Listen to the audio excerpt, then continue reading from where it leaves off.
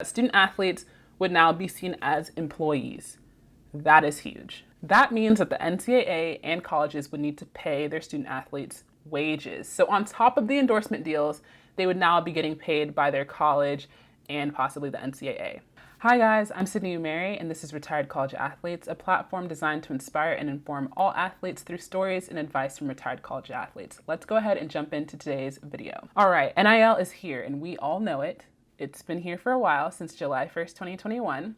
And it hasn't been a full month yet, but I think we've all learned a lot along the way. Student athletes can now make money off of endorsement deals and many, many other ways. With that said, it kind of moved very quickly from Alston versus NCAA to the NCAA deciding on the 30th of June 2021 that all student athletes in all states could make money off of their name, image, and likeness. Prior to that, there were 7 bills moving through Congress about NIL, and they're still there, and they had a lot more than just NIL in the bill. So that means more rights for student athletes. There's still so much more to look forward to. NIL was just the beginning. It's just the beginning.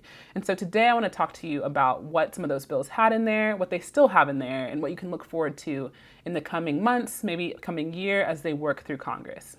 So I did write an article on this. I'm not going to get too far into it because it's in the article, but I'm going to talk about 2 of the 7 bills. And if you're interested in the other 5, feel free to check out the description box down below to click the article and read about everything. The first bill I'm going to talk about is the College Athletes Bill of Rights. This was introduced to both the House and Senate by Senator Cory Booker of New Jersey and Representative Janice Schakowsky of Illinois. In my opinion, this is hands down the most comprehensive bill on NIL currently moving through Congress. It has so many benefits outside of NIL to athletes, and so we're going to go over that right now. The first benefit is around endorsements, and you may be thinking student athletes can already take advantage of endorsements, and they can, but not necessarily in this way. In this bill, it says that student athletes would be able to wear footwear from an endorsement during a game. Whoa, that's huge. I don't really think athletes can do that right now.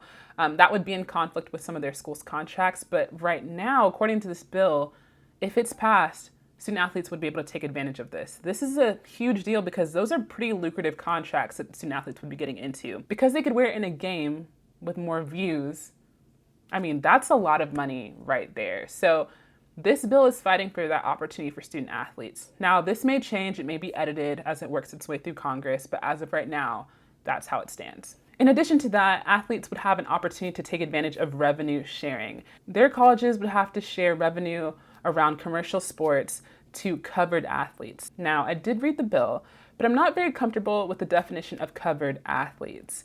And because of that, I won't get into exactly what that means. But what I can take away from this is that not all athletes will have the opportunity to take advantage of that in particular. But with that said, there are still other things that all athletes can take advantage of. In addition to those endorsement deals and revenue sharing, athletes would have extended medical care. Under this bill, there would be a commission created and a trust that would help cover the out-of-pocket expenses of student athletes for up to 5 years after they graduate. Now, if you are an athlete that has ever been injured before, whether in college or not, I think you understand the benefit of having this come into play. This also includes findings of CTE within those 5 years. And this is huge because if you are an athlete putting your body on the line for your school, they should be able to take care of you medically. And I know some people have their opinions about how student athletes should just be happy that they're getting a scholarship, but I ask you to respectfully keep those comments to yourself. Finally, this bill talks about how student athletes would have greater rights to educational outcomes. What does that mean? Well, often as a student athlete, you may be told that you need to take a specific major or that you cannot take a specific major because it conflicts with practice schedules or it's too hard of a major or you won't remain eligible, all the things that you're told as a student athlete. And now you would not be able to be told those things. You have full control over your academics, and volunteers, coaching staffs, anybody on the athletic side cannot tell you what to do with your academic career. You'd also be able to maintain your undergraduate scholarship for as long as it takes you to graduate, as long as you maintain a 2.2 GPA and you're not under academic probation. Now, in terms of how coaches and the athletic staff cannot tell you how to go about your schooling, what would happen is that now student athletes would have to go to the typical advisors, not necessarily athletic advisors, for their help. As someone who is a former student athlete, I loved my academic advisors. I think they were super helpful, and I think it was helpful to have somebody who understood the athlete's schedule. I hope that they work to refine this. I do agree that student athletes should not be told what majors to take, because ultimately, the people who really suffer the most from this are the athletes who really are dreaming big with what they want to do after their sport. Maybe they don't want to go pro. Maybe they want to become a doctor or an engineer. Oftentimes, those are seen as majors that are just too hard, not necessarily because the athlete can't do it, but because it conflicts with practice schedule. And often because if you're in a lab, you're cutting into something. You need to take your classes at some point in the day so that we can have practice in the afternoon or in the morning. And often labs are like the opposite of that schedule.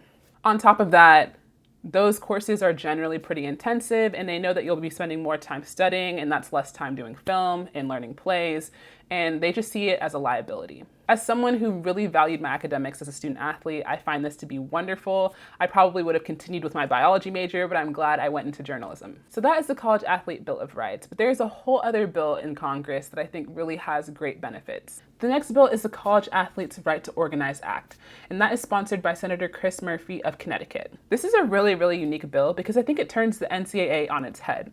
What it's saying is that student athletes would now be seen as employees.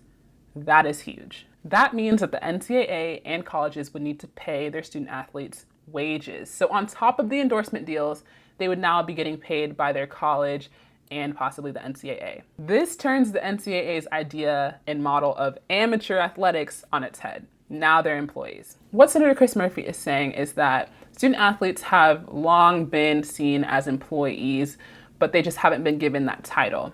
So he is trying to make an amendment to the National Labor Relations Act to make sure that student athletes are included in that definition of employees. And keep in mind, this would not change student athletes' scholarships. So they would be able to keep their scholarships, keep their endorsement deals, and make a wage. On top of that, now that student athletes would be seen as employees, they could unionize. And that is probably the NCAA's biggest nightmare. But oh well. Like I said before, this is just 2 of 7 bills moving through Congress. If you're curious about the other 5, again, I wrote about it, so please head to the description and click the link so you can read my article on all of them. I hope you guys found this video helpful. I hope you learned a bit, and if you did, please consider giving this video a like, subscribing, and hitting the bell notification so you don't miss any of our content. I post on Thursdays and some Sundays, so you can expect similar content to this on those days, and I hope you'll stick around. I'll see you guys in the next video.